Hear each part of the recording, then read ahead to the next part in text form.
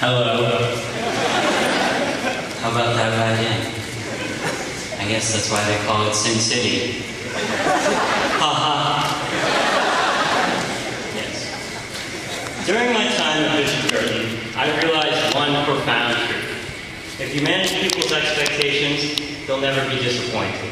So, let me just start this out by saying this speech is completely awful.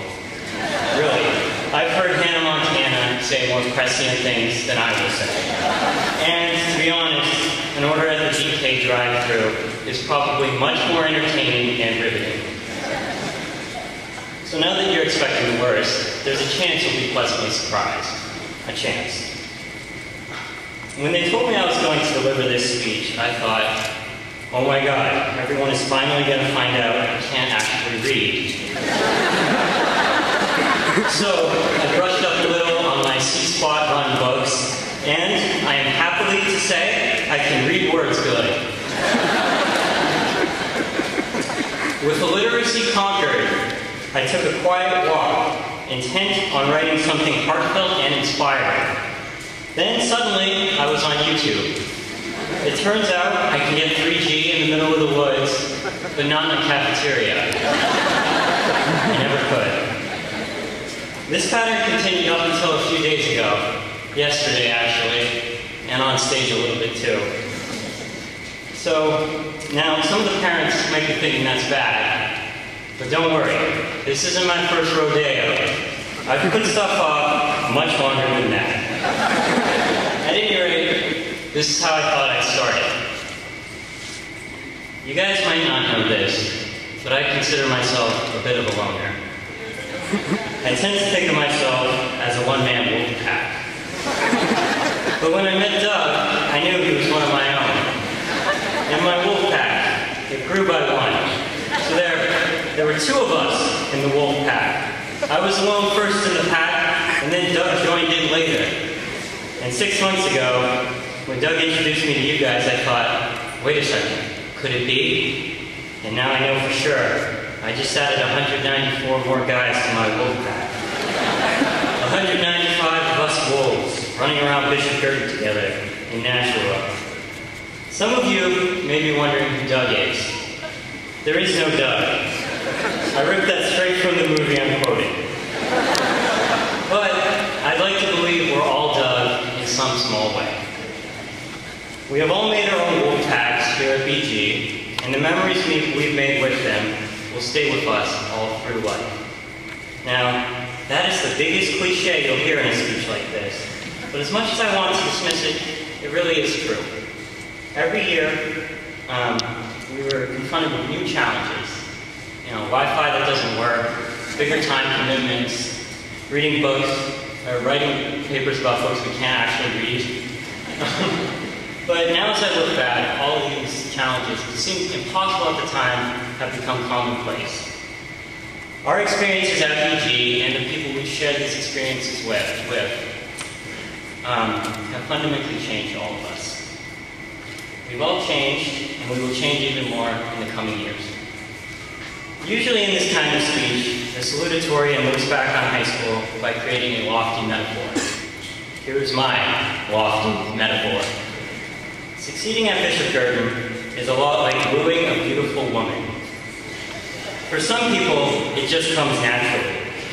A few of you breezed through 4 years of high school, collecting A's with the same effortless poise James Bond used on so many cocktail waitresses. But most of us aren't the most interesting man in the world. And in the same way, very few people are born geniuses. It takes serious effort to be either smart or suave, and both involve a lot of failure, I should know. We all get shot down, whether it's on our first attempt at the perfect paragraph or on our first pass at some girl. But in the face of rejection, you collect yourself and start over. You might not understand what to do, but you just sort of fake it, and eventually you get it right. When you finally do get that A, or that girl, you find yourself shocked, disbelieving, and neither smoother nor smarter than you were at the beginning of the process. That's okay. Like picking up girls, succeeding in high school is not about some specific technique. There is no surefire formula for success, no guaranteed 12-step process. Rather, succeeding in high school was all about persistence.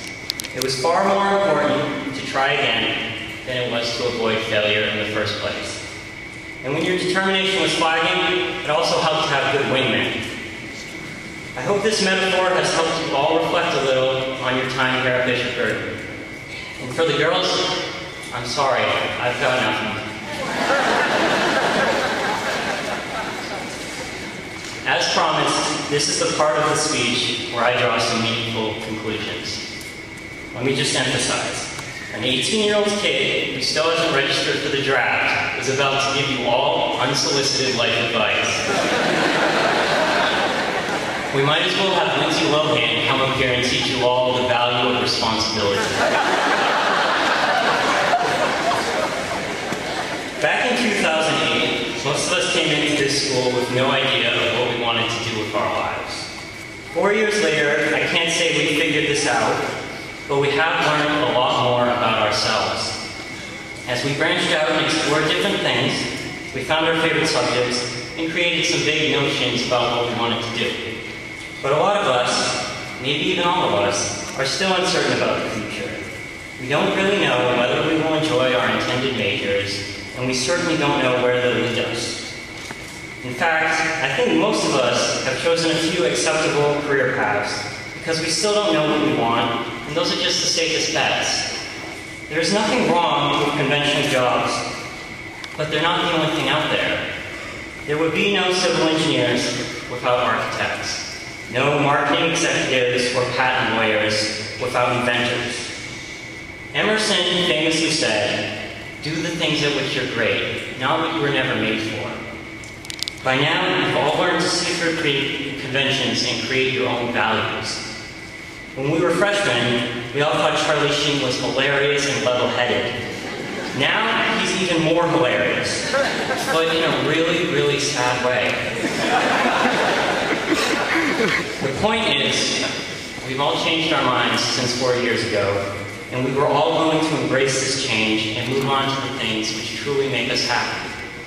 My only advice to you is to preserve this attitude. Never stop exploring, and don't be satisfied with the easiest, safest route. There's more to life than practicality. There's passion. Find your true passions, and you'll never fail in life. I want to thank all the teachers in this building who have helped us all cultivate and discover our passions, and most importantly, Mom and Dad. Now to end this, I just wanted to let you all know that elephants are the only mammals which can't jump. So, if you didn't like this, at least you can walk out of here saying you learned something. Thank you.